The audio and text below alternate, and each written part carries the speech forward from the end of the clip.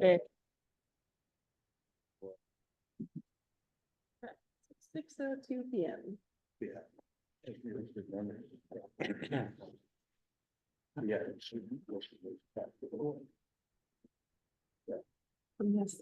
Pick us up, Nick.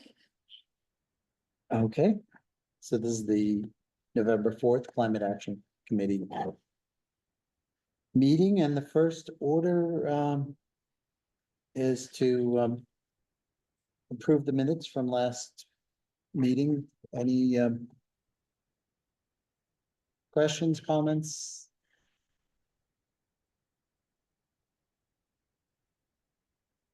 Shall we accept them? Make a motion to accept the minutes as presented. Second. I don't think we need a vote on this. Technically, we do. Oh, we do? Okay, I thought we, okay. Aye. I. Fred, then, Stephen, Aye. Barry, Aye. Stuart, Aye. Paul, Aye. and the chair votes aye. So they are accepted. Was that Fred with the second? And we have a new member. Do you want to? Yeah, I'll just provide some background. So, as you all know, one of our designated representatives on the Climate Action Committee is a member of the Permanent Public Building Committee, or PPBC. Erwin Silverstein is the designated representative. We did learn that we had an issue with the email addresses, so Erwin wasn't getting the emails. But we've since connected. Erwin does unfortunately teach an evening class on Monday and Wednesday evenings. So for the meantime, while he's on schedule, Stuart has kindly volunteered to step in for Erwin. So Stuart, do you want to maybe just introduce yourself? Sure, yeah. Hi, everybody. Stuart Chandler, part of the PVC, past chair of the PVC, longtime Needham resident. And so I'm backing Erwin up from the PVC when he can't make it. Great. Welcome aboard, Stuart. You. And our first item is we've been asked to provide an appointee for the Tree Preservation Planning Committee. We don't know when the committee will meet yet, and we don't know the frequency. I would assume that this group is meeting once per month. Is there anyone on the committee who's already been appointed to that group? Well, that's where, so the planning board is gonna appoint someone, probably will be it, I'm sure. But the Large House Review Committee, study committee, is gonna appoint someone as well, and I'm targeting on that. So there's probably 3 committees that could be appointed from. So if there's someone else who on this committee who really wants to be on it, Do you want to be on it, Fred? I would like to, yes. so I could come to it from 2 other places. Okay, anyone else? I nominate Fred Porter to be the appointee from the Tree Preservation Committee. Second the nomination? Any discussion? Michael? So just which committee are we now? This is the Tree Preservation Committee, so we're excellent. just Good. voting on our nomination of Fred. Is that a aye? Yes. Okay. Yes, I will make Sure. Aye. vote, yes. All right. It's an aye. Aye. Ajay? Aye. Aye. Stephen? Aye. Barry? Aye, thank you. Stuart? Aye. And Paul? Aye. And chair votes aye as well. Thank you, Fred. Absolutely, thank you.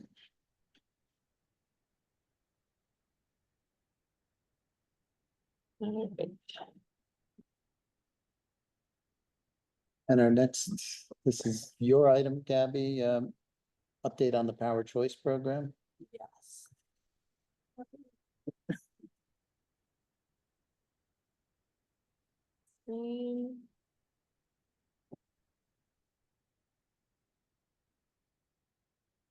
All right. Um.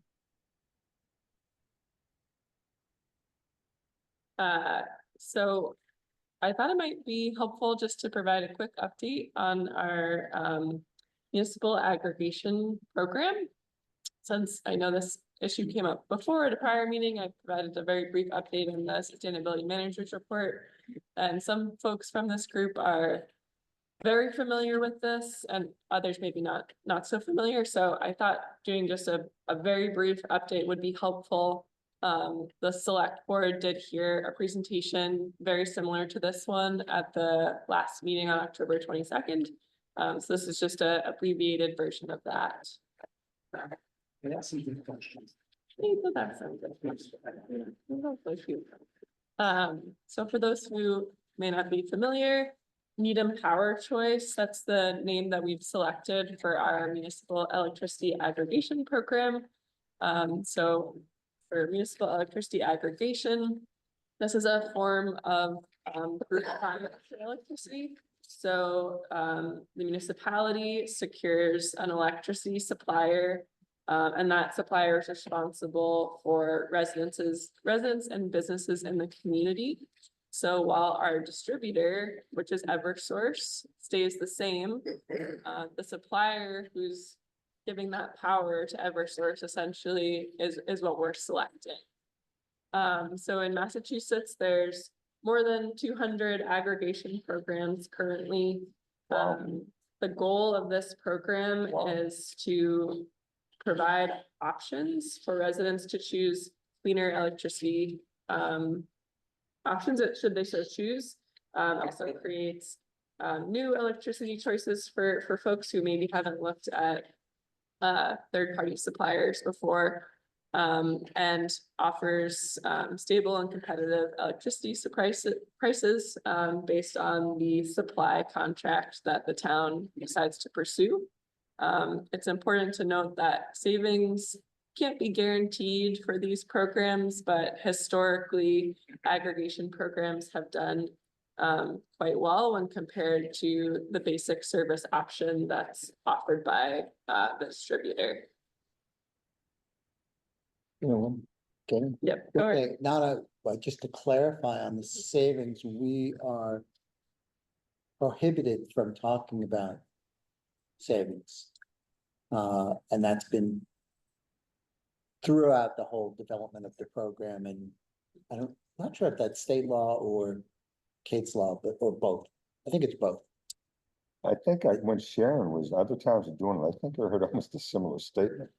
That's not presented as savings. There are a couple of places that have, and it, early on Newton did, and it had a lot of people going ballistic, including me. And we have a couple of Baird. I was just gonna ask, did any of the other towns that are doing this, do they provide any data that's useful? On pricing, Yes. or on like percentage of renewable energy that they've added to their mix? Well, more, I mean, obviously, probably more importantly than any savings, but I guess based on the prior conversations, it's nothing that can be articulated. But Well, so we But I- can see what final prices communities have ended up with. Cause they make public what their options are based on the electricity supplier they select. We can't share publicly the pricing options that we get from electricity suppliers when the town goes out to bid for this service. Well, what do you mean So- we can't share? What do you mean by we can't share? how are people gonna make a choice? So when we're gonna get into this a little bit more detail on the next slides. Okay. but Okay, I can answer Barry's question from the historical. When we looked at this, starting a couple of years ago, something like 90 to 95% of the towns see savings. One of the challenges is that Eversource changes their rates every 6 months. And this is a 3-year contract, Mhm. so it's just like any other Mhm. contract that the town might enter into for electricity, natural gas, fuel, where, we're projecting, but in general, the results have been extremely good. But also what happens though is you have, the three choices, and one of them, I forget what the middle one is, but one of them is like all renewable. Well, that's gonna be Yeah, higher, so. But in terms of their. No, the base- the no, basic no, what I'm service. saying, that's gonna be higher, and people want that, I want that. So obviously, if that's factored into the average, it's gonna push the average. No, up. but in terms Yeah. of everyone has a basic. Yeah, everyone has service a basic price, service, and yeah. In Yeah. answer to Barry's question, that at that base load. Basic service price, the aggregations have historically done way better than Eversource. Yeah, because like you said, it's a 2 or 3 year contract. And Stuart? Yeah, thanks. I just would bring up, I've got a condo in Boston, so I've just been through this the last 6 months. Boston did an aggregation.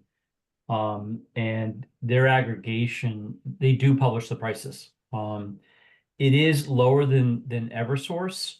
However, I have found by going to the Massachusetts website and actually going to the supplier contract and going every 6 months or so, you actually are a lot less. So it's almost like Eversource Pure, aggregation next level, and then if you manage it individually, it's even lower than that. I have more information on that, but I was interested in this aggregation program and how well towns are doing. But I found Boston, once I did my contract through Arbor, who then goes and Mickey Mouses around every 3 months or so and gets a lower rate for me. That Boston started to come after me and say, why don't you join our aggregation? And it didn't make sense price wise. But back to Artie's comment, it's true. There's also a portion within the Boston aggregation that if you want to do renewable, you can have that choice. So if you feel that that's something that you want to do, you can then guide towards that avenue. So I think the aggregation programs are good, but I'm really curious how well we can strive in Needham to do a good job and a real alternative price wise. Oh, the point of this is to offer the renewable option, correct? Really, at the end of the day, obviously to, also provide maybe a better price than you might be able to get in your own, but to give people that ability to have the renewable option. That is, Steven? I'm sorry. there you go. Yeah, Barry, that's right. When we voted on this originally, we were looking to reduce carbon. And so I think the idea behind having the multiple tiers is for those people who don't really care about the carbon, just want lowest price. The aggregation does give us that bulk purchase. Like individuals sometimes can do better in the marketplace, like Stuart was saying, but those fluctuate rapidly too. And there's a lot of like early bird pricing that expires. There's balloon payments, there's cancellation fees. And frankly, there are a lot of companies that lie about what their renewable mixes Got it. are, which has brought the ire of the state on them as well. But yeah, Just- so just it's out- kind of a combination. Yeah, out of curiosity, will we know after this is implemented and everybody's made their choice, will we be able to see aggregated who chose, not individually, but just an aggregate, who chose what percentage? Absolutely, Yes. because we'll Okay. have, Love the that's data. one of the things that Mass Power Choice does. That's the firm that's running this is, well, they have to provide all that data to the state, but also keeping those stats, and it's Mhm. very serious reporting required. So you will be able to see. You're gonna, I mean, I'd be probably more, but understand too that, once you're in this program, people can opt out at any point and go back to Eversource service. They can do basically whatever they want. The point is that this is available, this is everyone's, and you can opt out of it if you wish. But the idea is you're gonna get as good a price as you can get considering the large scale on which we are purchasing and the various options. So that's what you're looking for. And, you definitely don't want to, even if they allowed you, you wouldn't want to promise savings because Nick was pointing out, Eversource changes their prices twice a year and it's higher and lower in different times of the year. But what you're looking is to give people something, they know exactly what they'll pay for the next 3 years if they choose to stay on, whether it's all or renewables, part renewables or base service. Yeah, it gives credibility and stability to what's going on Did- versus, someone out Stuart? there alone. Yeah, just quickly, can you clarify, is this gonna be a aggregation approach for the municipality as well as individual residences, or is this just for residences? So municipal buildings are not included in this aggregation program. Most communities choose not to include their municipal buildings. Because often they find that those are eligible for certain rate benefits under the commercial program for these suppliers. So it tends to be to our advantage to keep the municipal buildings in their own separate category, but one of the things that we do for the municipal buildings is look at purchasing of renewable energy credits and what our mixture is for our electricity supply as well. But we just do that on a municipal building scale. They're not prohibited from joining, it's just, No, we're not prohibited, but it it generally, tend to have been more advantageous to have the municipality on their own. Cause the reason I bring it up is that we have been constantly, I shouldn't say that word, I should say we have been on a regular basis having conversations as we do each building. Whether we're doing renovation or building, Sunita Williams is probably the culmination of the best. At that point in time, we put solar on top.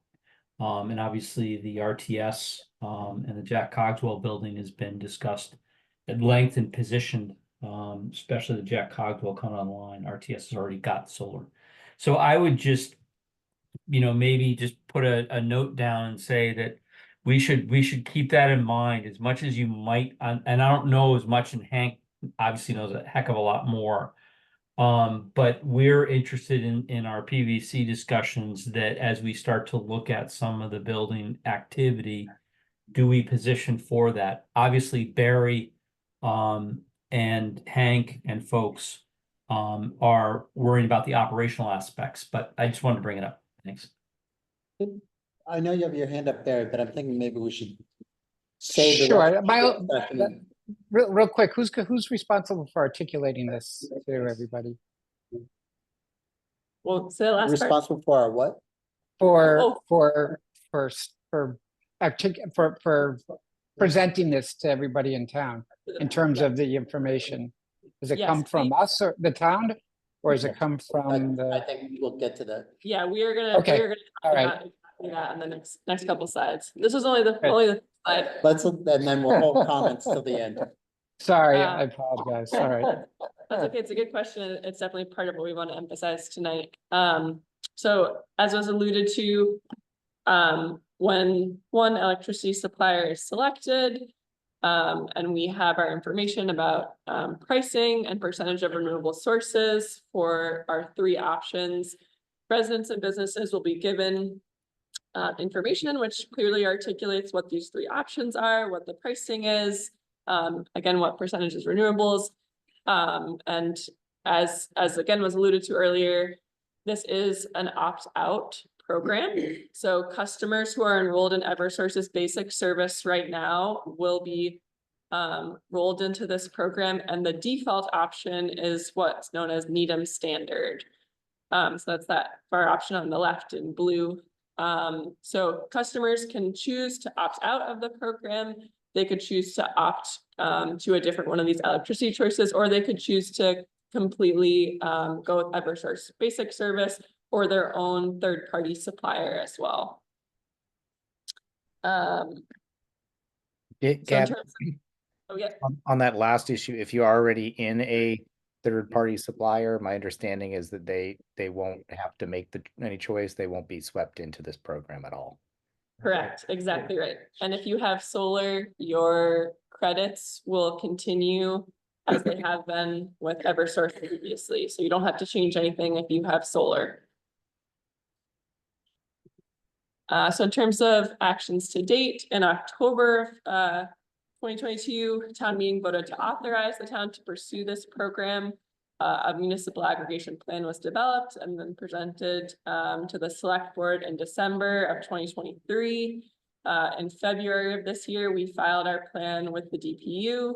And in August, the DPU approved the plan, which enables us to move towards program launch. So this screen shows best case scenario, what a program launch would look like. So we'll talk about each of these in detail. This first step for town review and decision making, a group of our decision-making staff from the town side met with our consultant, Mass Power Choice, on September 16th to review what's known as indicative bids from electricity suppliers. So this is a group of suppliers giving us information about what they would be willing to offer us for pricing at different options for including renewables. So that's to give us kind of their presentation of what those prices could look like. In December, this group will meet again on December 3rd and receive final bids from these electricity suppliers. If it's determined that a bid is acceptable, the town will sign a supply contract. There was a presentation to the select board on October 22nd to give an update on the program status and also to share this information about indicative bids. What I mentioned before for indicative bids, we're not allowed to share that information publicly about the pricing. So the select board had to meet in an executive session to look at those numbers because those aren't able to be shared publicly. We don't want to discourage any competition between the electricity suppliers. So the select board at their next meeting will is expected to vote on guidance that they will give the town manager to help make that decision on December 3rd about what an acceptable bid would look like. So that will look at guidance for pricing and guidance for the percentage of renewable energy credits, and also what kind of renewable energy credits are included and if those are Massachusetts Renewable Portfolio Standard. Could you say that last part one more time, Gabby, about the RECs? Yes, so the select board will give guidance to the town manager about what source the renewables are coming from. If it's a Mass Class 1 Renewable Portfolio Standard renewable energy credit. So is it it's like the green, the renewable energy that's meeting high environmental standards, or if they choose to include renewable energy that's not Class 1. So the idea is to give the town manager enough information to make an informed decision on that final bid day without constraining the town manager so much, knowing that we will not get the final bid pricing information until that day. We have a sense from the indicative bids what it might look like, but we won't know those final numbers until that day. Maybe can I just get through the slide and then we'll do questions, because yeah, I think there'll be a lot of questions on this slide. So assuming that like best case scenario, we get a final bid that aligns with the criteria that we've decided we want to pursue, we'll move into public education. So crafting of these materials will be supported heavily by our consultant team from Mass Power Choice. And we'll be working very closely with Amy Hilson, who's our Director of Community Engagement as well. So there's going to be a series of major public education opportunities. A coming soon postcard will be mailed by the end of December to let residents know that this is coming. Early January, an opt-out notice will be mailed. Most of January is really going to be focused on letting folks know if they don't want to participate in the program, how they can opt out. Later in January, there'll be some dedicated public information sessions so folks can ask questions and hear the responses to those directly.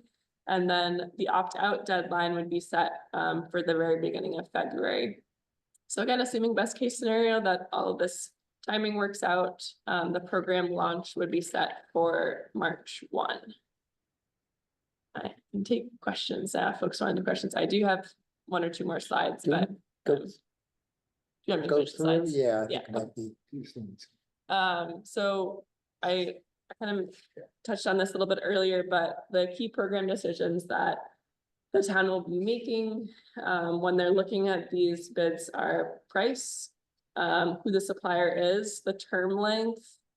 We could choose anywhere from a 12-month to a 36-month proposal, so that'll be a factor as well. For Needham Standard, we'll be looking at what the amount of additional renewables is included in that option. And then, or we were talking about earlier, how to get to 100%, at the 100% green option. Do we want that to be made up of a certain percentage of class 1 RECs, or are we okay with looking at other renewables? All of those factors are on the table, and we won't be able to make that final decision until that final bid day. This is kind of reiterating what we talked about in the beginning, but the goal is to be adding renewable energy to the mix of our electricity supply, but also trying to keep our price below the price of Eversource's basic service. Primarily for that standard option we're talking about for this, just the standard, Needham Standard. So depending on what the prices are, it's possible we could add as much as 30% additional renewable electricity and still be below the pricing for Eversource Basic. Again, we won't know for sure till we get that pricing on the final bid day.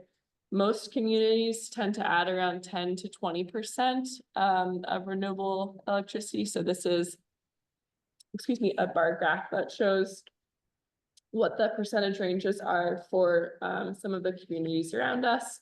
And this is mass class 1 RECs by community. So you have Newton all the way on the left, who've chosen to add almost 70% mass class 1 RECs, all the way down to Cape Light, who I think is at like 2 or 3%.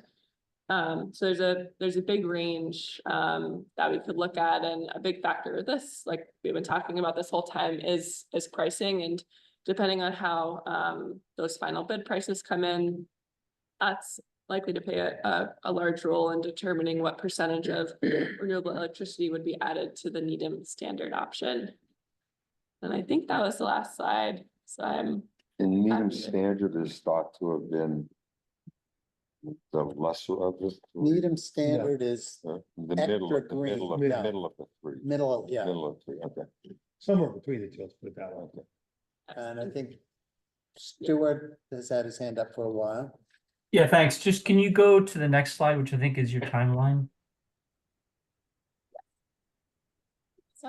Yeah, if you could just clarify, so when you do the final bid and sign supply contract, you will have a price at that point and all the insights, so then in the public education period, people will understand the percentage of the renewable as well as the cost to them?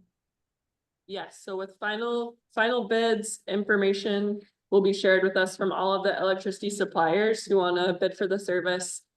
That if this, assuming again that the town has an option that they're comfortable with, they would select one of those suppliers, so they would have information about exactly what the price is for the supply, and then also what the cost will be for those additional renewable energy credits. And as we were discussing, if the town decides to pursue adding more class 1 RECs, they'll know the cost for that versus the addition of other renewable energy alternatives. Okay, so just to clarify again, is on the opt-out deadline, that's an opt-out for each individual resident to opt out of that, or is it a town collective opt-out? I think that's gonna be important in the education, but I'd like to understand it first. It's each resident, each account holder. Yep, Yeah. exactly. Okay, all right, and, okay, perfect, that's fine, thanks, appreciate it. Stephen? Yeah, just to add on that, the opt-out deadline is just to not be opted into the program, but anybody can opt out at any time at a later date. So you're not you're not under contract if you've been swept in. It's just, you won't be swept in if you decide to opt out before the program begins. The December 3rd date could result in a couple of scenarios though, right, Gabby? We could get no bids. That's possible. We could get bids we don't like and say, we're not signing a contract. We'll wait and see if better bids materialize in the future. Or we could get bids that we like and decide to sign a contract. One question I did have for you, Gabby, is the Class 1 renewables, is that already been decided? My question is that, if you don't get Class 1 renewables, they could be specious renewable credits coming from a source that's not really lowering our carbon footprint. Is that already locked into the what we're asking for in bids? No, the select board at their next meeting is expected to vote on guidance to give the town manager about the amount of renewable electricity and the source of electricity. So how much should be made up of Class 1 RECs. But that is not decided. And again, it's guidance depending on the bids that come in, that will play a role as well for what option is selected. No, Artie? no. So, and Gabby, so on the Class 1 RECs, we're talking about, the choice the town wants to make. Now, so for example, the more RECs we want, or the higher percentage we want, the higher that category is gonna cost us. But are we going to know, let's say, what the basic rate is before we decide what percentage we want in Yes, RECs? yep, so all of that's all gonna be part of the conversation that happens on December 3rd. When we look at all of the pricing information, so we see from each supplier, what's gonna be the basic rate, so assuming like the minimum state required renewables. What are they offering for that price? And then looking at that, we'll also be able to see, okay, if we stack 5%, 10%, 20%, Okay. what does that do in terms of the cost? So we can compare across those three options, what that pricing will be. Okay. Thank you. And then Barry? So just so I understand, so the town will make the decision in terms of the percentage of renewables in the basic plan, right? People won't have, I guess they can go higher, right? They'll have an option to go higher. But the basic plan, which they will be defaulted into if they don't do anything, the town will make the decision. I'm just trying to understand. The town will make the decision in terms of the percentage. So it's a little confusing. So Needham Standard is the default option on the far left. Right. Yeah. So the town will decide on that bid day, what additional percentage they want to add for renewable sources on Right. top of the state minimum. So Needham Basic has the minimum required by state renewables. Needham Standard, which is what folks will be opted into as a default, Right. that will have an additional percentage of renewable sources. I'm curious, do we have any history from any of these other towns in terms of how many people essentially get auto enrolled because they didn't respond? It's, Jen, I mean, the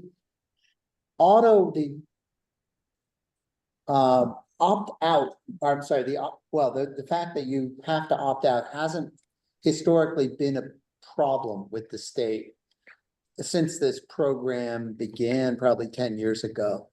No, I appreciate that. I guess I'm just I wondering, know that people may ignore it. The And just- state has a lot of, awful lot of statistics on it, and it's something that in the, prior to both with town meeting and then before we adopted the program, we drilled into that a lot, and it hasn't been an issue. And one of the reasons I was in the group that selected Mass Power Choice, and they had a very clear communication program to emphasize that. And then, I think, No, Well- Fred had a question. okay, then Fred, then Michael, then Stephen. What is a class one renewable? Yeah, And so. a follow-up. So in Massachusetts, we have a renewable portfolio standard that requires suppliers to produce a certain amount of renewable energy. There's class one, which is considered like the top tier, the green of renewable energy. So it's energy that's being generated that is to meet certain environmental criteria. So like a really good example that we often give is hydropower. Class one RECs that are including hydropower are what's called LIHI or Low Impact Hydropower Institute certified. So they're hydropower that is meeting criteria for fish passage and flow and recreation. There's a lot of additional factors, and those renewable energy facilities are striving to meet those standards, and they want to be included in that class one criteria. And I've been hearing that the state is trying to discourage building solar farms by clearing forests. Is that factored in giving someone a rating? I mean, or is this something that we should be keeping in mind when we decide who to buy from, or? There have been updates to the solar siting criteria for class one, specifically to discourage what you're talking about, greenfield development. I don't know off the top of my head what the details are for that criteria, so I couldn't list those for you, but I'm happy to put more information together if that would be helpful, Fred. If not, I'd be interested in having us pay attention to that when we're considering bids from suppliers.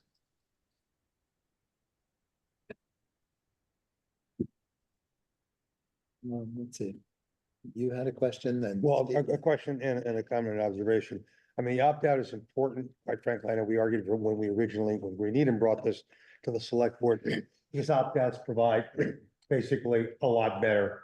I mean, our goal in suggesting is we wanted to get to address some of these issues, right, by having people be part of this program.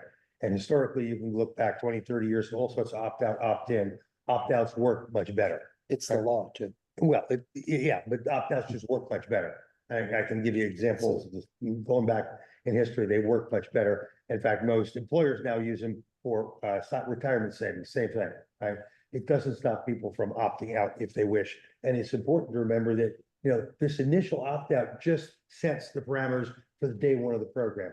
You can, a month after the program starts, anyone can opt out. So this is not an opt-out, that's a one-time and you're stuck. I think it's important to understand that. And I think the work that they did, the work that our consultant does to make sure people understand that will be very important, so people understand what they're getting into.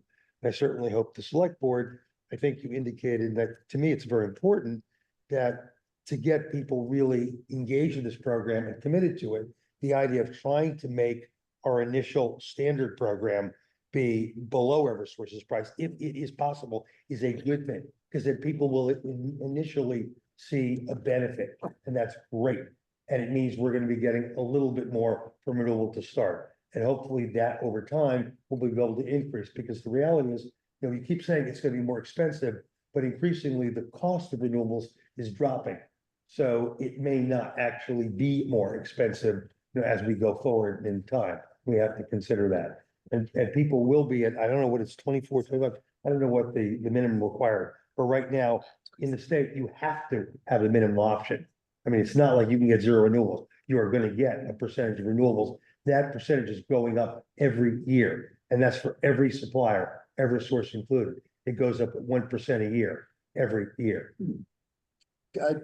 Just to interrupt, since we're off schedule already, will there be discussion at the select board hearing on this? This is on the, or is there a hearing, or is this just a vote?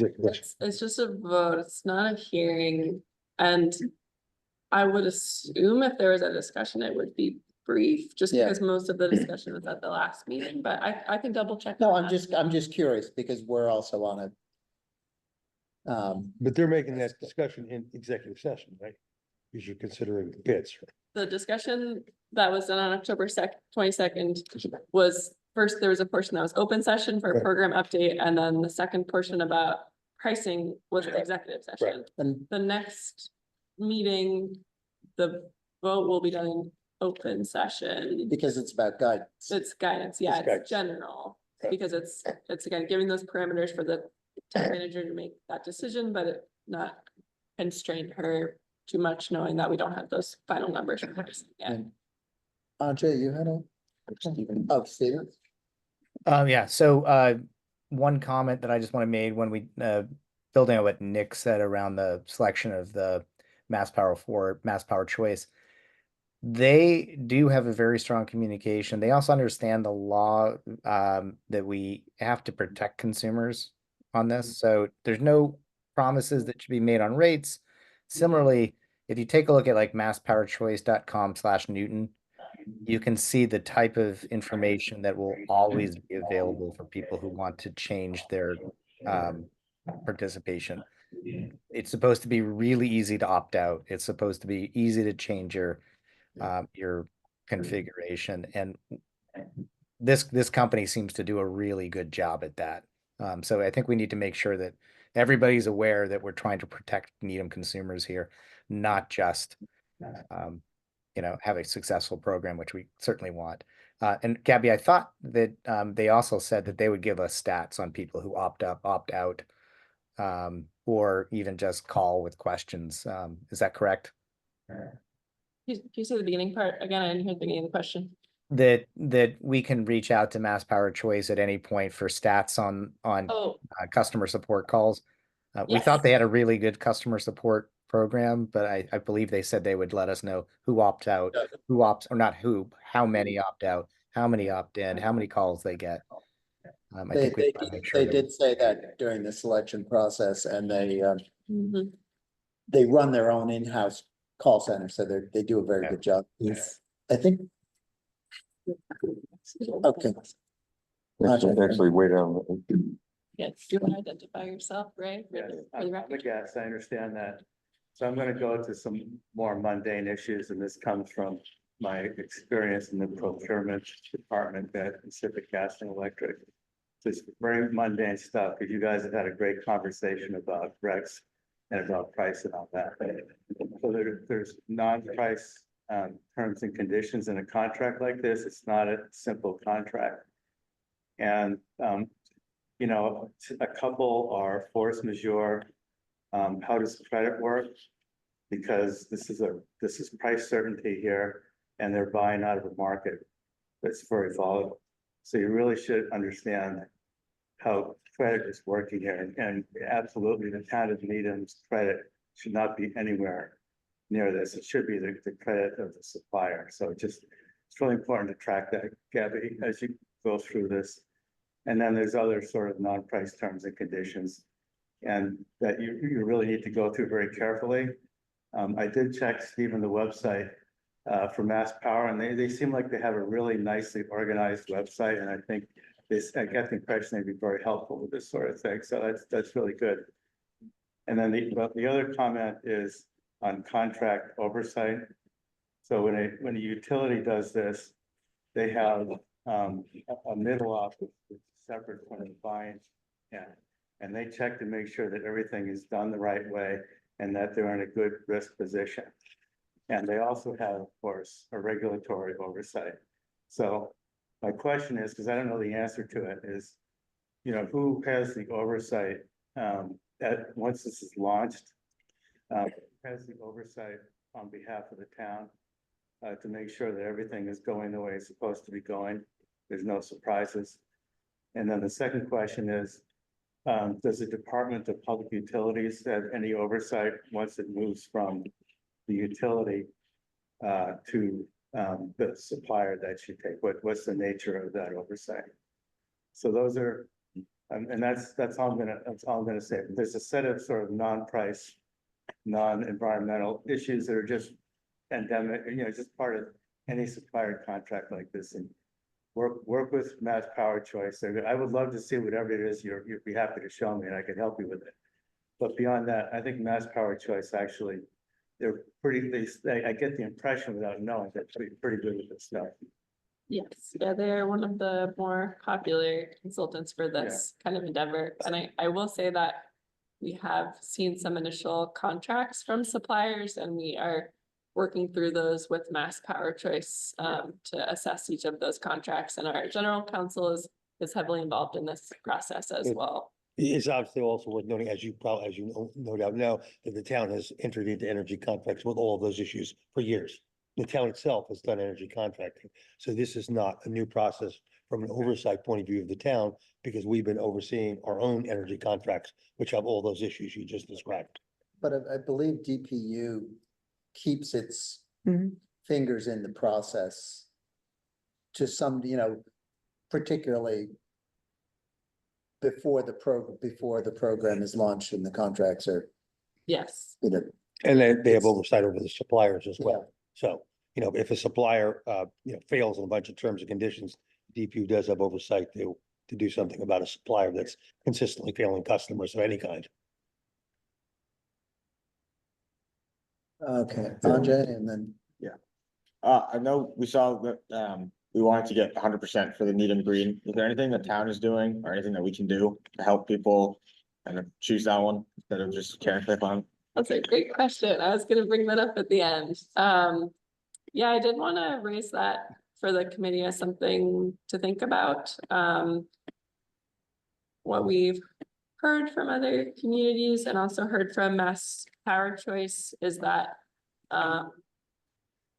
it's really up to kind of outside efforts to help push folks towards the 100% green option. So for example, we had heard from Mass Power Choice that in Lincoln, their climate committee decided to really do a ton of outreach around the 100% green option, and they were able to get, I think it was 10% of their community to be enrolled in this option. That's very high. Usually, most folks stay on Needham Standard, which is again, the default option, and then a few percentage points are going to Needham Basic, and then a few percentage points are going to the 100% green. So that's something that the group could think about. I think the hope is that Green Needham will also play a role, but We did for offer, you, yeah. Kathy, my understanding was that Mass Power Choice was driving the bus on the outreach. Would it be appropriate maybe to have them come to our next meeting and specifically, or we can reach out to them ahead of time? What are the appropriate avenues for the CAC, Green Needham, like with other community groups?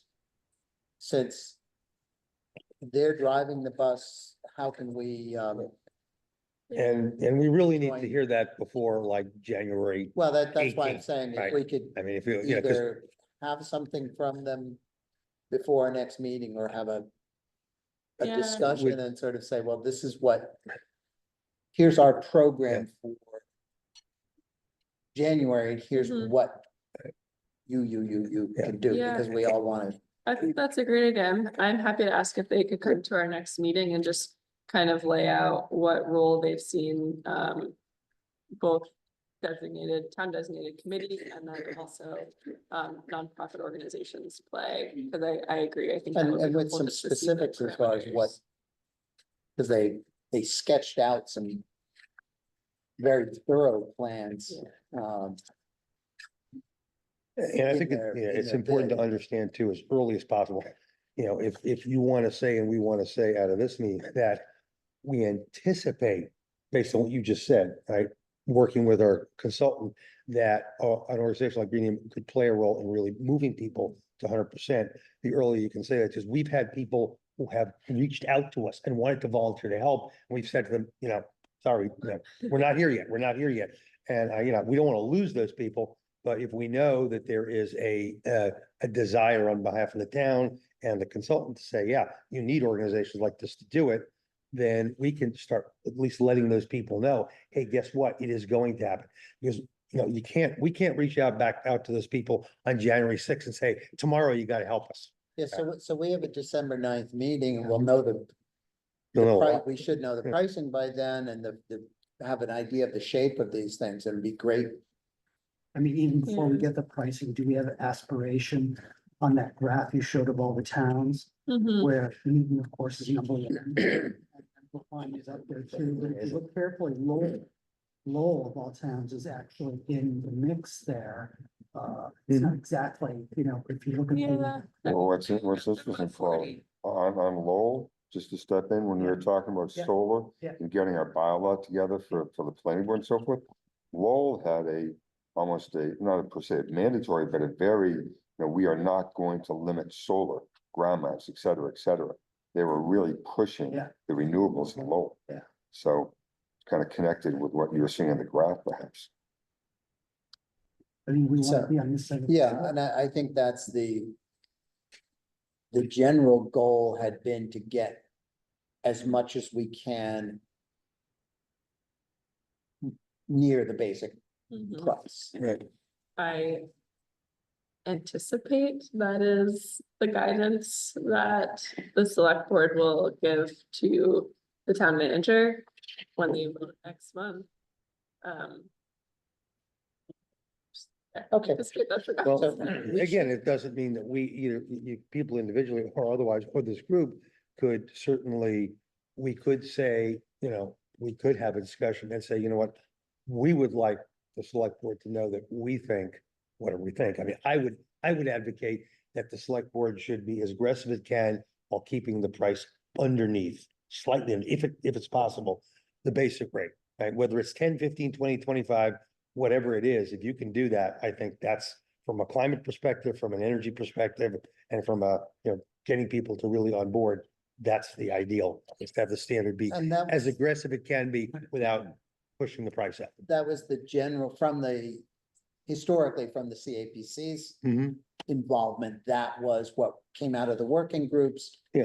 The plan and when we were participating in the early stages of this. So I think it'll be great to follow up on some specific outreach at the next meeting and. Yes, I do think maybe at the end we can talk about the next meeting date, because I think the first Monday would be December 2nd.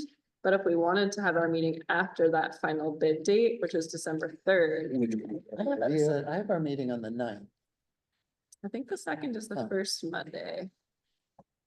What others have? I haven't sent out a calendar invite yet, but December 2nd, I believe, is the first Monday of the month. I have it on the second right now. But we. I don't have it anywhere yet. So it's, Yeah, they haven't sent Is it invite, first? but we, again, happy to have this conversation at the end if you prefer, Yeah. but we could move that date so that we make sure we're meeting after the final bid. It would be much more useful to have Yeah. a meeting on the 9th, frankly. If we could do that. We that'd can be do it. great. Does that work for everyone else? It's fine by me. Okay, are we, any further discussion? It was very good. I don't think. Now the draft zero emissions mission vehicles first policy update. Okay.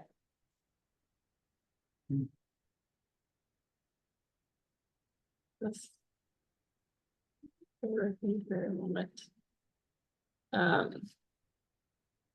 So this is another policy that, again, I think some folks know a great deal about, because this was discussed towards the end of the CAPC, and for others, this might be a little bit of a newer topic. I know I've mentioned this briefly in some of the sustainability manager reports, but I thought it would be helpful to talk in a little bit more detail about this draft zero emission vehicle first policy. This is another item that was discussed at the last select board meeting on October 22nd, and it is anticipated that it will come to a vote at the next select board meeting. I think that's another one where I'm not anticipating this much discussion, because I think most of the discussion occurred at the last meeting, but just so folks know, and then it also has to go before the school committee as well. So for those who may not know, we actually have in place a fuel efficient vehicle policy already. Thanks to those who helped to get this through back in 2019, which was approved. This was approved by the select board and the school committee. And this was a requirement for our state green communities designation, which occurred in 2020. And so this policy requires us to purchase the most fuel efficient vehicles that we can. I've listed on here some of the exemptions from this policy currently. Because we'll talk a little bit more about exemptions later. And then also included in here language about the recycling from one department to another, which is something that most communities have to deal with regularly. So why are we thinking about updating our existing fleet policy? Well, in addition to working towards our net zero emissions goal for 2050, which is a community-wide goal, which includes municipal operations. On top of that, for the new Climate Leader Communities designation program, one of the criteria to be designated for this program is passing a zero emission vehicle first policy. And I'll note that while the grant guidance has not come out yet for this program, because it is similar to green communities where once you're designated, you have access to the grant funds for that program. DOER has said that they're estimating that grant awards for this program would be between 500,000 to 1 million per municipality. And that those grant funds could support projects like building electrification, on-site solar, geothermal, climate leader cost management practices, so community outreach, EV chargers, things like that. So to be eligible for this designation, there are 6 criteria. Again, thanks to the efforts of many in this room, we've met the first 4 criteria. So be a green community in good standing. We have a local committee, this committee, that advises the municipality on climate initiatives, committing to eliminate on-site fossil fuel use by 2050. That was a goal that was identified in our climate action roadmap, and then adopting the specialized opt-in building code. The 5th criteria is creating municipal decarbonization roadmaps for our municipal buildings. And we are in the process of working on those with a consultant who we were able to work with thanks to some grant funding. And then the 6th criteria is the adoption of a zero emission vehicle first policy. Oops. So oops.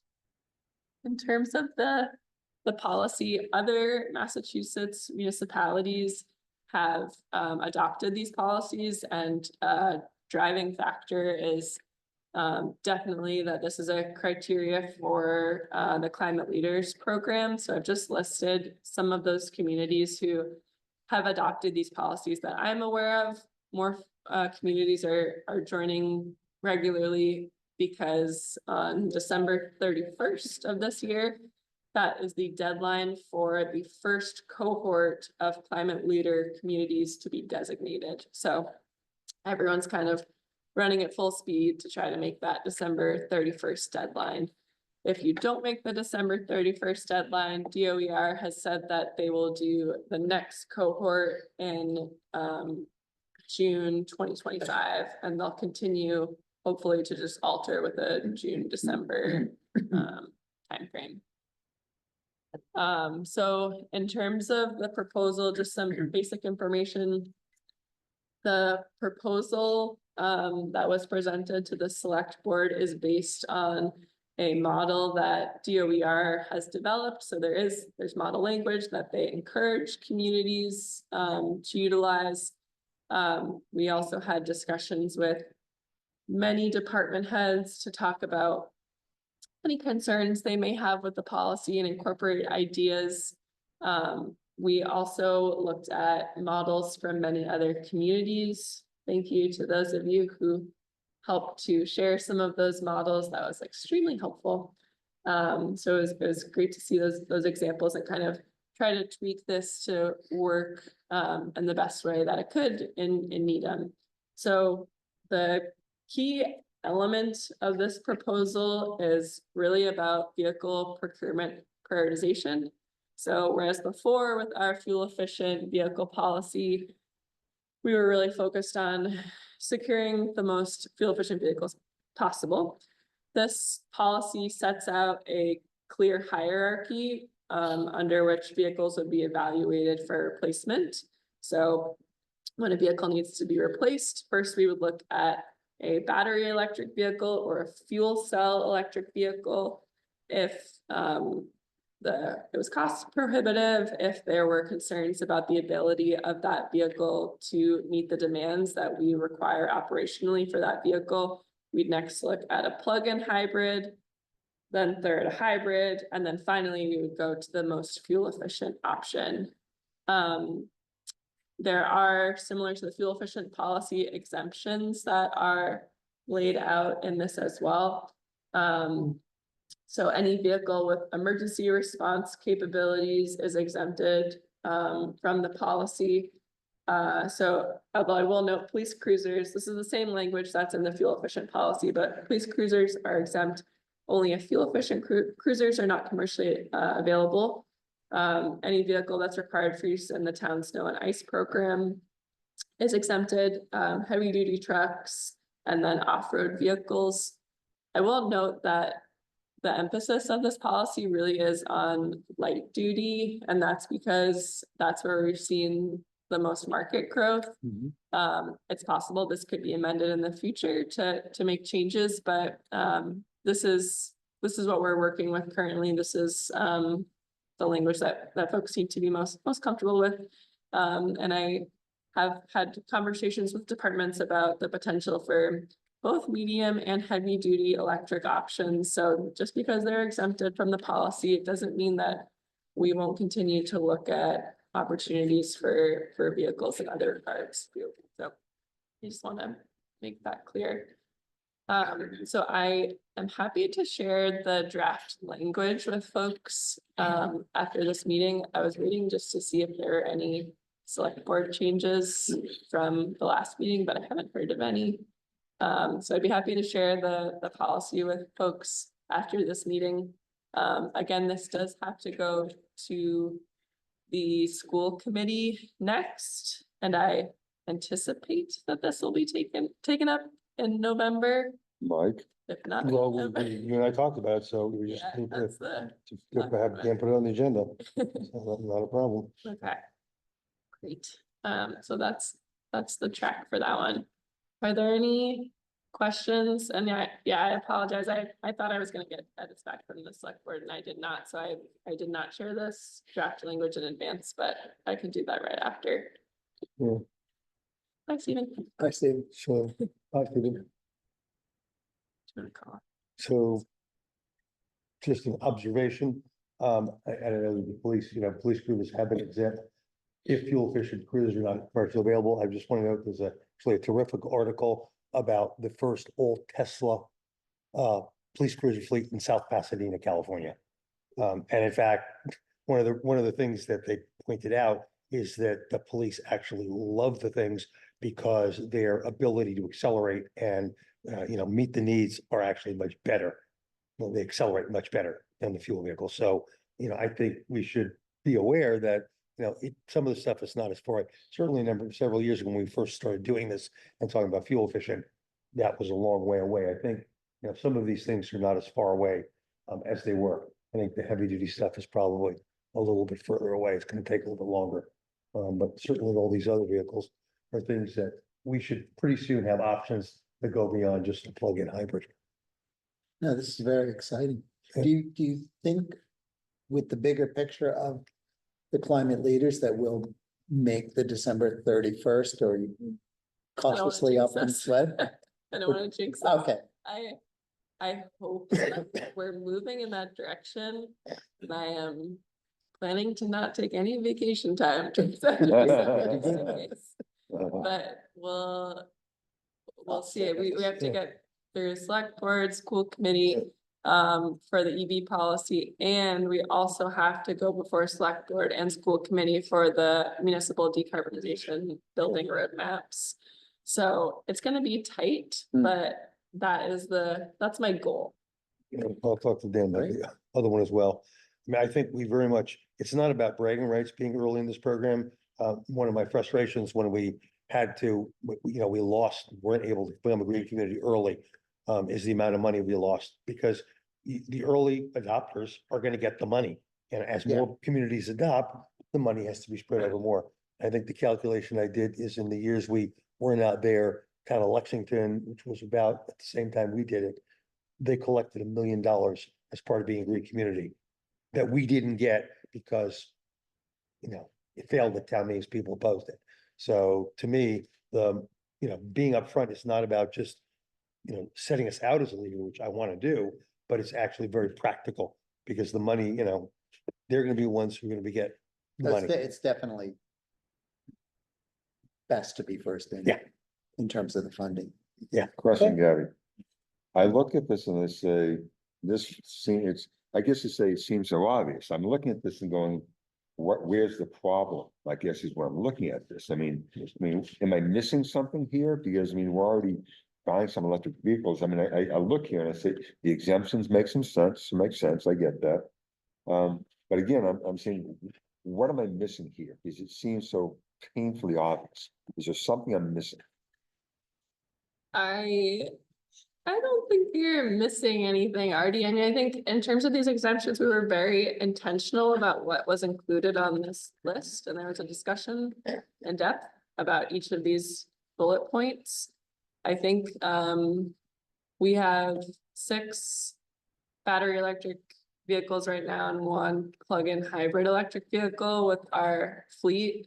So one of the things we talked about was just kind of like really getting people's heads around what our plan is for the addition of electric vehicle chargers around town and how that will enable us to strategically electrify our fleet. So I think that was an area where folks had some questions. I mean, some of this is just like the basic concerns with EVs. So questions about range and cold conditions. Well, how are we going to account for that? Questions about pricing, what kind of grant and credit, elective pay credit opportunities are we going to look at to try to offset costs? So some of this was just kind of answering questions and making it clear what our strategy is for fleet electrification and letting folks know how we will be intentional about the supporting infrastructure. So I don't think you're missing anything. Yeah, I mean, the infrastructure makes sense. I mean, the town type vehicles are perfect examples of things that work extremely well for this type of situation. Is this type of driving that's done. And again, the exemptions, with the exemptions in there, they make sense as well. That thing until something sort of changed. So yeah, no, I get it. Being intentional as far as how it's going to work. But yeah, I hope you make the deadline. Stuart had a question? Yeah, again, just clarification, because as everybody's talking through, I keep going back. Town meeting, the last 12 years or so, this issue keeps coming up. Every time we have to buy a new vehicle, we looked into electric, all this other stuff. And I feel like the town manager has, or others have gotten up and said, we always look at that first option of a zero emission or electric vehicle. Second, I know again from the PVC, we continually to push the solar in the building, and Jack Cogswell is actually the centerpiece right now, because that would be the most optimal if we get into these we get into electrification. There's a great point to basically leverage carbon perspective, the solar, because we could probably regenerize a lot of those vehicles very quickly there. But I guess that leads me to, as I think through that out loud, is this policy an idea? Is it a mission to make it a policy so you now have to do that? Or is it just going to be guidelines? Because The other part of this, swinging back to town meeting, it always comes up, and is a policy like this gonna need to be approved by the town first before it gets adopted into the repertoire of the operations of our town?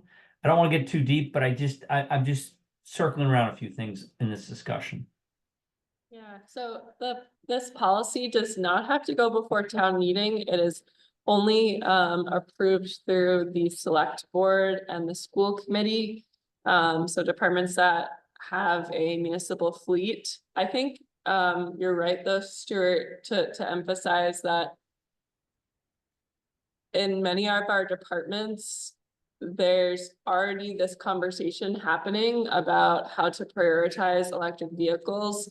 And this is really making this uniform across all departments and emphasizing the hierarchy with which those decisions will be made. I do still want to emphasize that if there's concerns about the cost, procurement timeline, and if there's concerns about the ability for a vehicle to meet the operational needs that's expected for that vehicle, those are factors that will be used to determine whether someone looks lower down that hierarchy. But the goal is to make it explicit and again, uniform across departments that these vehicles should be prioritized in this order. So this very clear, 4-step.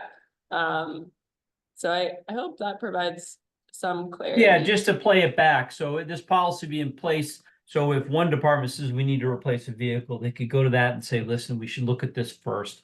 The order of vehicles based on the criteria that we make are the ones that we would like to select. Then, as it always happens, it goes into town meeting to get approved. Yes, the departments all make their things. FinCom vets it like crazy, and then eventually it goes through. So I just wanted to understand where that was. So it sounds like it's really a departmental, it's a policy that departments can go to and say, listen, here's what we're recommending. We'll pick the list, but that just starts the process. It's not the finality. However, if I could throw another curveball in, maybe for later conversation, given our time, is it, why wouldn't we try to start to push something in through town meeting to get more hardened around the choices versus flexibility? And I know that counters some of the departments, and I know from the town manager and from the operating departments, they like a little bit of flexibility to make choices. But if we're going to do this first policy and it's going to be sufficient enough, why wouldn't we try to ground that more? Just a point for discussion at some point. Yeah, I mean, I haven't been part of conversations about why that decision making happens the way it does. I imagine it's the flexibility piece that you highlighted and also the need to procure vehicles within a certain time frame. But I'm happy to bring that item back and see if I can get some more information for you on that. Yeah, it's just, I don't know if it's a comment, suggestion, recommendation, but it seems if there's gonna be work done and there's some good work going on, that there might be enough information that kind of push a bigger, broader question to the town that says maybe we should start to standardize versus just guidelines. Though you do want some flexibility. I'm not saying completely harden these choices, but get it more enforceable with more meat on the bone, I guess. That's what I'm trying to say.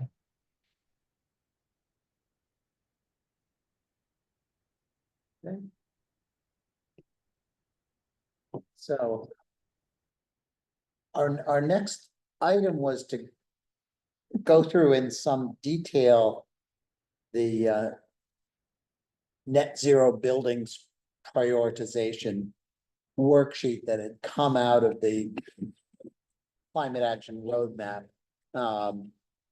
which Gabby sent around. I think we'll probably have an abbreviated discussion on this since we're talkative tonight. I don't know if anyone has had a chance to read through this.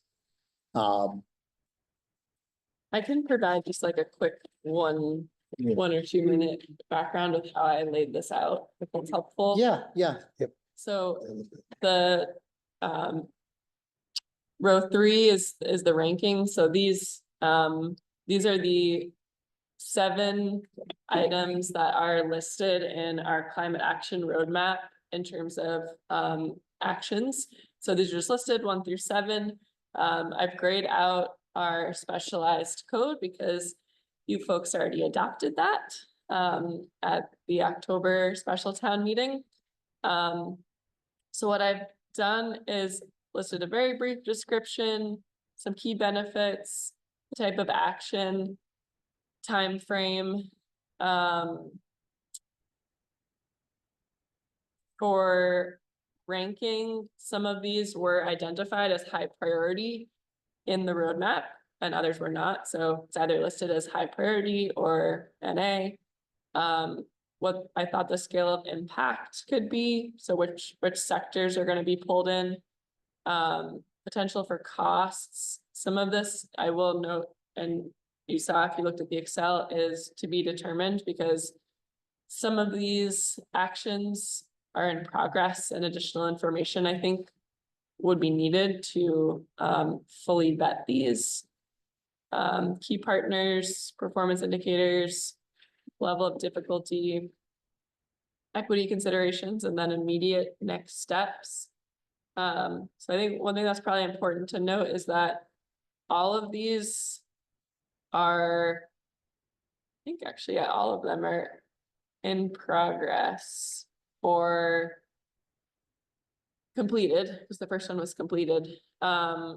So I've included the information that I could based on where they are right now in the works, but additional information I think is going to be needed to have a robust discussion about ranking some of these, but I'm happy to provide information about any of these actions if people feel like they need more information in order to make an informed decision about a ranking.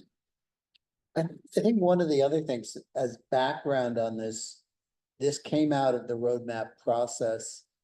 And when we look at particularly the key partners, and that's an area where certainly there may be other people, groups that collectively or individually we might say, well, no, you really should bring in X either as an outside group or what the town constituencies are. Because the idea is that this is a broader community effort. Yeah. And really kind of in a living worksheet. And the idea was to really go through this and get feedback and hone in on these things and that we'll be going through this with other areas in the roadmap as well, because this is building off what was done a couple of years ago and a lot has changed. A lot has changed, a lot hasn't changed. Do other communities, some things here that are low hanging fruit, or easy to do, but with not a lot of bang, Yeah. but like sort of get into people's consciousness about what they could be doing versus, trying to go after big ticket items from a sustainability standpoint. Yeah. What are local towns doing? Are they moving towards bigger ticket projects first, or are they starting low to try to capture our citizens' attention? That's a good question. I mean, I've heard anecdotally different approaches in terms of like trying to prioritize something that's municipal, residential, and commercial every year, and then with varying degrees of effort that are required for those. I mean, some of these are going to be efforts that are ongoing. So development of educational materials, for example, and having a continuous outreach campaign. That's going to be an ongoing effort, but like you were saying, it's kind of like the steady drumbeat that helps to engage on the residential and commercial side. So I think some of it's going to come down to a question of capacity for sustaining some of these ongoing efforts, and then bandwidth to add in 1 or 2 more high impact. I will just say the net zero buildings category, there's a lot of in progress. more so than some of the other sectors of the roadmap. So just so you have that context before we look at our other 5 categories. This is kind of a unique situation where we have in progress every single one of these actions, one of which has been completed. So just for that heads up. One thing I'm gonna be very curious about is, and I don't know, I don't think we brought this specific topic up. And that is that, so the planning board, we're gonna have a large house study review. So we're gonna look at that because of the house being torn down, trees being, levels being wiped out with trees and, new house coming up and usually these days 45 to 6,500 square feet versus used to be an 1,800 square foot house, give or take. One thing I'm gonna be very, in the committee, we're gonna look at everything we could possibly look. So when we come to town meeting, we'll be able to answer as many questions as we can, so we can, make sure we're thoughtful and everything. One thing I'd be very curious about, and that is this. The environmental impact of tearing down the existing home, building a new one. Yes, the new one will be more energy efficient, relatively speaking. But I'm gonna be interested in the environmental impact of that. And what part, maybe at some point, maybe people in this group would like to play part in researching to make sure that they're looking at all the I's and all the T's and really what's going on with that. Because I'd be really curious because, a lot of people haven't thought about that yet. People, in the committee, we've been looking at, okay, what's the financial aspect? Well, the town will get more taxes if they have a bigger house. Sure, yes, I get it. But, I'm really curious about the environmental impact. One thing we've kicked around, and I think it was kicked around within the Net Zero Buildings group, but wrestling with the idea of embodied carbon. Because anytime you tear a house down, put a bulldozer in the ground, you're wreaking a lot of, damn, I'm using the wrong word, but You're releasing the you're crap, you're releasing the crap. releasing a lot of, your embodied carbon goes through the roof. And that's something I think individually we've wrestled with. I know Stephen has been very passionate about it, but how do you get that into standards? And it's a very difficult calculation. But it's something that's I'm sure there's on the- information out there somewhere. Even as a starting point, to be able to provide some calculations so that people know, if you replace a 2,000 square foot house with this 5,000 square foot house. There's a lot of embodied carbon that goes into, not only, you basically taking all the concrete there, we're putting a lot of concrete in the ground, which has huge embodied carbon. So just the ability to start people thinking about how much embodied carbon is there. which could be, which we can, I think, bring into certainly the educational component. And I think there's also a lot of overlap with any of our working groups in these areas that go into a lot of other town committees, and that's what some of us have been talking about, just that this gets into planning board, this gets into conservation, tree, I do feel like the embodied carbon, both action for this category, this one is focused on municipal buildings, but even looking more broadly, if this was an area where folks wanted to provide some research support, I would welcome the support. I feel like we could use some extra hands to help gather some examples of how this has been implemented. I did have some conversations with Hank Hack, who's our Director of Building Design and Construction, to talk about how we would try to go about calculating this for municipal buildings. And I think we could use some, extra support when it comes to finding examples and walking through some of the different scenarios for how some of that decision-making would happen for embodied carbon. So I throw it out in case anyone is interested. would we want a formal working group or consider doing I'd love that. Love that if this is something. even within the broad topic of net zero buildings? Yeah, if there's, a small group of folks who wanna hone in on that one, I think that would be great. And they wouldn't necessarily all have to be. Would they have to be CAC members or? No, no. Well, then, I don't think so for a working group. It would just be a working group of Yeah. people who would provide Yeah. advice and guidance and information to this committee and then through this committee to the town. Would some of the working group members from the buildings group before want to be reengaged as its first start? they'd be a very good start. I don't think Joe is in Needham No, anymore, Joe but is in Boston. Who, Joe. Joe Higgins, who ran the working group for Net Zero Building. and there are enough people looking at it in the area that we could probably find out who else is interested. It was here in Needham. Well, I would make a motion that we establish a working group on net zero buildings to drill into these issues, to assist Gabby in drilling into net zero building issues. Which, so in general, so, because I mean, obviously, I'm all in favor of net zero buildings. I mean, so in this particular case, you know, I'm specifically looking at for this particular committee, you know, the planning board is like, what is the environmental impact of taking it down, putting back up? Yes, of course, net zero is better, but I just want to know where everything lies.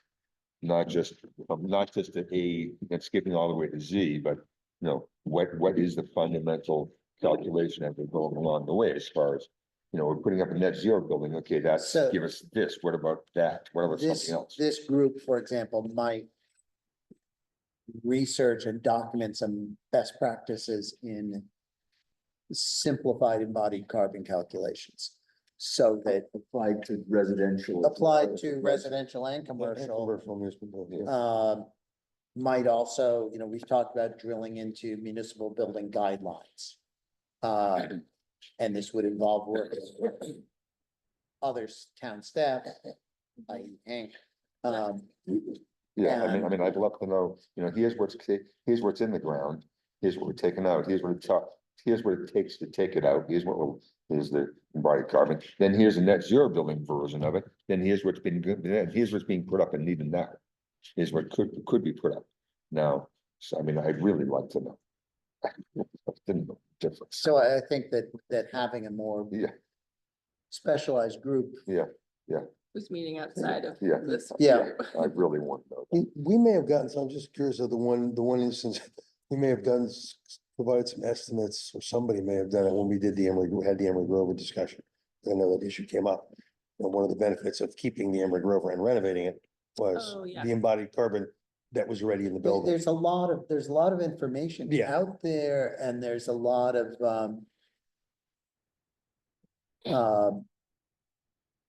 and Stuart's gonna have to leave, You know, thank you, Stuart. There's a lot of information out there, and I think the question is to bring it in so that both, you know, other town committees, planning board could use it, Yep, PBBC could use it. We could use it in educational outreach, and so that's what this. I think town meeting would eat up this information too, when we're presenting something which requires them to, you know, vote, you know, in such a way where if they didn't, you know, if they had it, that could make the difference. So That they, could make the difference, right? and we can come up with the charge of the working group. Cool. Once we establish it. Yeah, I think that would be great to have a dedicated group that's outside of this to focus on some of these issues, in particular embodied carbon, since I know that's an area of interest, but like we were saying, also the municipal sustainable building guidelines, information that could be used for education efforts. I think it would be helpful from a staff perspective to have that extra support. So, Life cycle analysis for these building turnover things actually exists. Yeah, So we won't have to reinvent the wheel here. I mean, this is a problem across the country. So these calculations are probably out there. Yeah, Yeah. someone had, Changing, someone has. changing behavior though, And using this knowledge, information to change people's behaviors and expectations about what we do and how we live is a huge issue. It's used, but if no one ever knows, No but one knows. no one ever knows No. this, you know? Yeah, so this would support items, 1 through 7. yeah, well, I was gonna say 2 through 3, 7. 4, 5. Yeah. So a second to the, We have one more discussion. oh, So I mean, I'm against it. I was just gonna say, at a minimum, I almost volunteered, but I got some other things going on. At a minimum, you can get a paper, right, which shows, here's what happens when you move a building, here's what happens when you pull it up. And there's gotta be some best practices someplace about it. Well, I mean, Paul was mentioning, this, I mean, around the country, So you said, Paul, yeah, yeah, this is around the country, this is It's an issue. an existing so problem. there might be something that's easily importable, right, for this group. There's a starting base, has to be a starting base. yeah, and Really. Paul Malta just sent a PDF. So I think there's a lot out there and I've seen a lot of various presentations on the topic. And the basic point is as soon as the bulldozer hits the dirt, That's like very. there, I'm just to clarify, we're just talking about providing information, correct, or gathering information? correct. This would be to Yeah. create a working group around net zero building issues to clarify some of these and provide some support, backup. Yeah, this wasn't making judgment, this is giving information so we can helping with decision making. Got it, okay, as long as we're not promoting policy per se. Or- No, just a working group. Okay, So, Second. Someone oh, first. it? thank you. And now, starting voting, Artie, Yes. Fred, Yes. Ajay, Yes. Yes. Paul, Barry, yes, and Paul, Yep. and I vote yes as well. So we'll have a working group on green buildings, basically.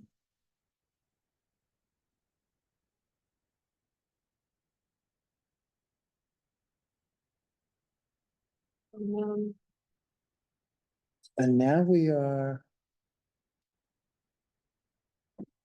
I guess, as far as members of the working group.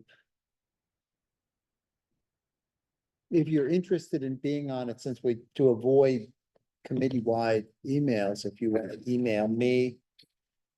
And, the idea is a couple of people from the CAC, and then we had Experts or other people. we had a net zero buildings group before, but if you also know people within the community who might be willing to do this on an ad hoc basis, it'd be great.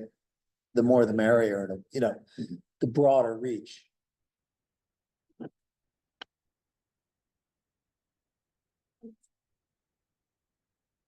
And now I think we've fast forwarded to being ahead of schedule, Gabby. I know, I thought that. Through sleight of Yeah. hand. Okay. So, the next item is the Sustainability Managers Report. I'm happy to take any questions on this.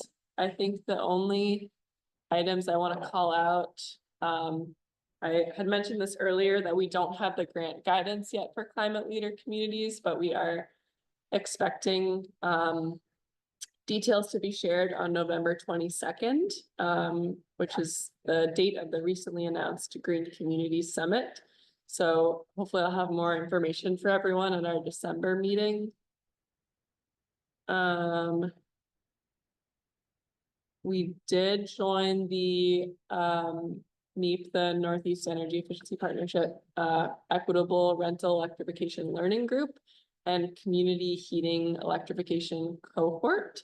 And I think both of those cohorts will be helpful for us as we look at developing information for the Electrify Needham campaign to make sure that it's reaching a truly representative pool of Needham residents, and also just learn from other communities about how they've implemented their programs and get ideas for additional resources. Yes.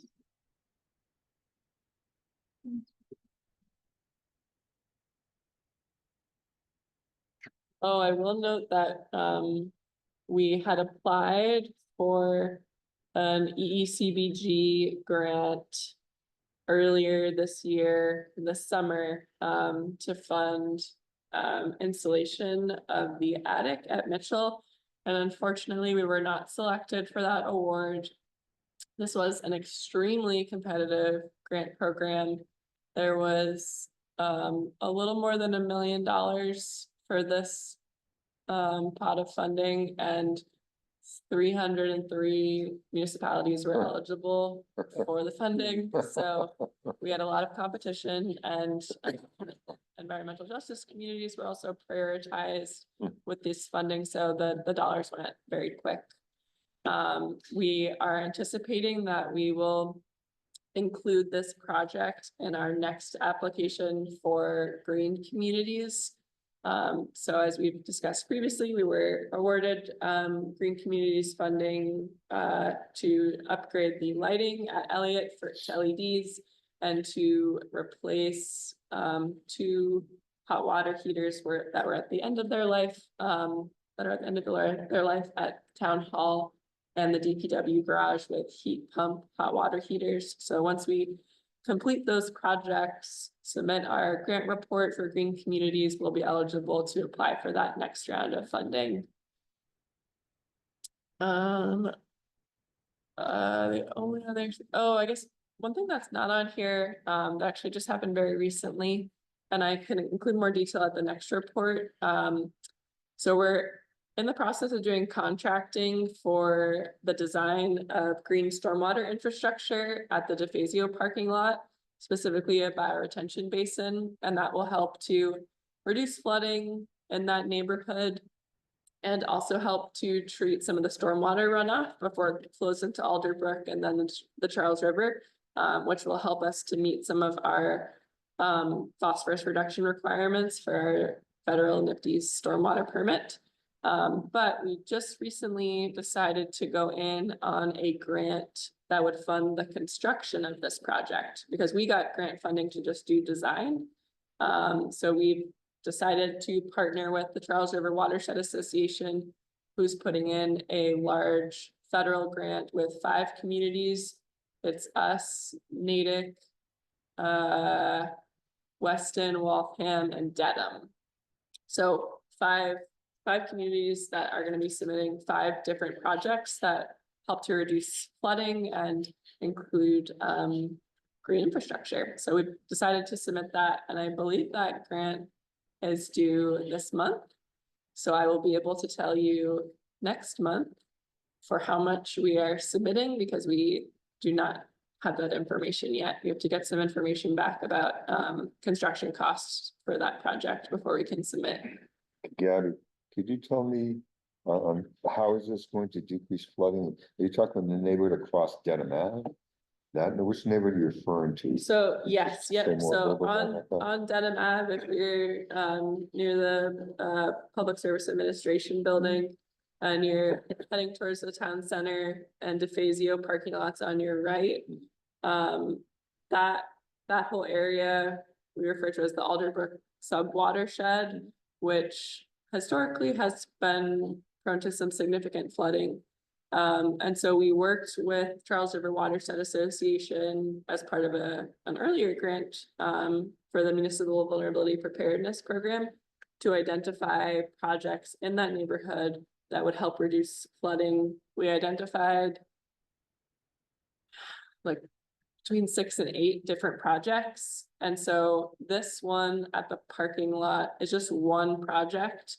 So the bioretention basin is basically, it's like an engineered rain garden that will be able to help hold water during extreme precipitation events and also provide some of that preliminary treatment before the water flows into the Alder Brook. So it's like project one of what will hopefully be a series of projects that we do in the sub watershed, so all around Dedham Ave. But it's step one, and it's gonna have to be a phased series of projects. Yeah. Thank you. Thank you.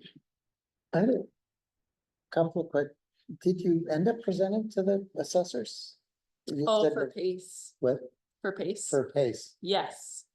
I did present to the Board of Assessors this morning for on the PACE program. Mhm. So this was kind of just an introductory presentation to them to let them know about the program.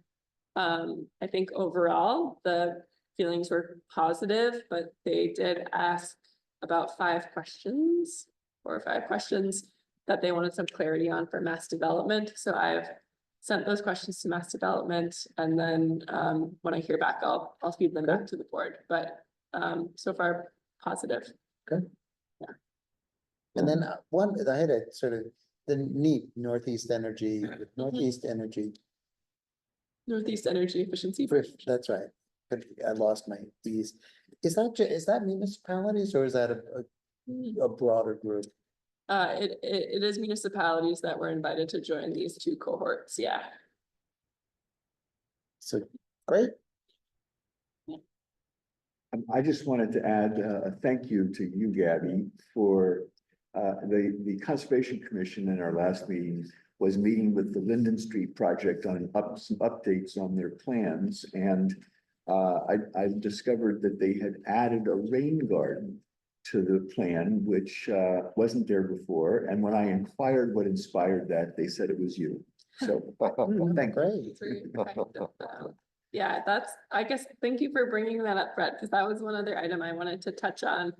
We are planning, and I think I mentioned this briefly before, but we are planning to submit a municipal vulnerability preparedness grant proposal to do some additional flood and stormwater projects around the Linden Chambers project.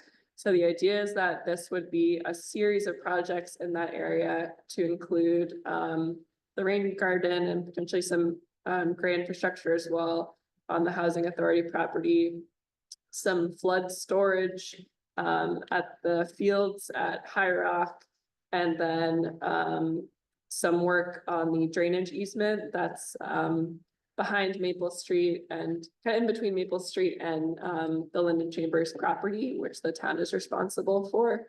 So the idea would be to get funding to do design of those projects and collectively, you know, think cohesively about how we manage stormwater and flooding in that area.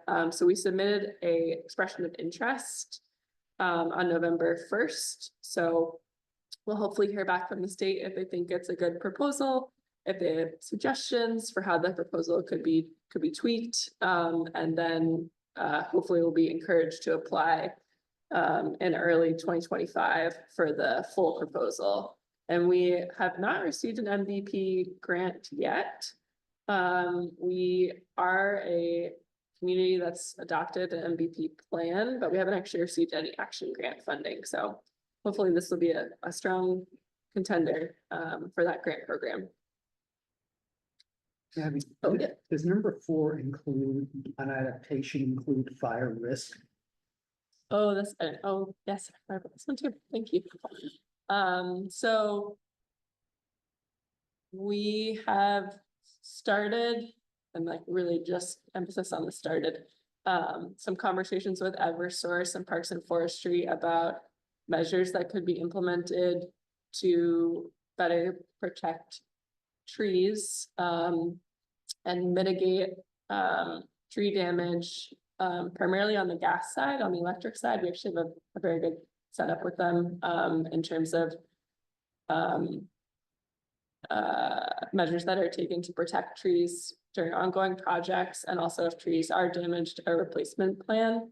But Eversource Gas, we haven't had quite the same experience yet, so that's really the focus of that conversation, is developing some short-term and then longer-term goals that will be implemented by Eversource to ensure that when there is damage from natural gas projects, that steps are taken to remediate that damage and ideally prevent the damage in the first place by having some really clear criteria about how project sites should be conducted.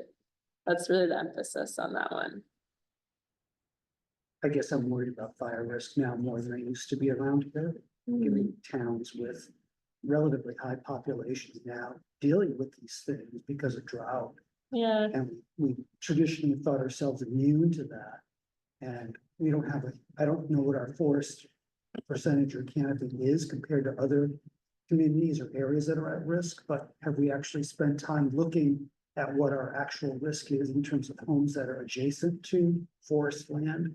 And, you know, do we have a plan? Does the fire department or other municipalities have a plan in place to begin to deal with that? I mean, people like, you know, I mean, revere mass, you know, watching flames in their forest. People in their houses beginning to worry, maybe that, oh, that's California. Maybe it's not California, you know? yeah, So I'm just curious about that. that's a good question. I am not sure, so Yeah. I'm gonna have to circle back with. We don't have Parks the and Forestry hugest to ask forest percentage, really, compared to other towns or other areas, with a relatively small amount of land with trees, lots of trees. I think, If it burns. You know, I mean, of course, absolutely, yeah, absolutely. yeah, but I will ask that I'm to get some curious. more information and. Another, share that back. another morbid thought on my mind. We go from flooding to drought. No one's mentioned the election, so. No, no. We're reporting. Do we have any mudslides we can talk about? So, any other questions for Gabby or? Before a motion to adjourn. I know we had mentioned changing the date of our next meeting. Yeah. Is that okay with everyone? I'm okay with it. Yeah. The December 9th? I am not available on the 9th, but that's okay. I mean, you can, Other option is the Wednesday. I think it was the first and third Mondays and Wednesdays worked best for this group when I looked at committee meeting dates. Either of those is fine for me. I'm fine with you. So you're talking about the fourth then now? No, Possibly. The you want it fifth. later, right? In December, because you want. Well, December third, It just has to December- be after after December Yeah. third, which is Yeah. Tuesday. So we're talking fourth, the 9th, or the 11th, it sounds Yeah. like. Would the fourth work? I'm fine with the fourth. Me too. that would Yeah. work for me. Great, It's a Wednesday. That's a Wednesday. Wednesday. at 6 o'clock. They have a game for basketball. Okay, Do what you gotta do. Yeah, what time's it again? Probably 4. 4 o'clock? I can make, where's it? Depends on- I don't know what to Yeah, do. you can make. you'll drive. Yeah, you can make it. 90 miles an hour. No. So we'll plan for Wednesday, December 4th at 6 p.m. And I will, What room? I don't know. Okay. I will do a little sleuthing to find us a space. Ideally at PSAB, and if not, at town hall. Okay, Motion to adjourn? Second. well, Artie, Yeah. Fred, Yes. Ajay, Yes. Yes. Barry? Adjourned? Yes. And Paul? Yep. And I voted aye as well. Well, thank you. Thanks, everyone. Where'd Mike go? Is there a school committee? Oh, he's,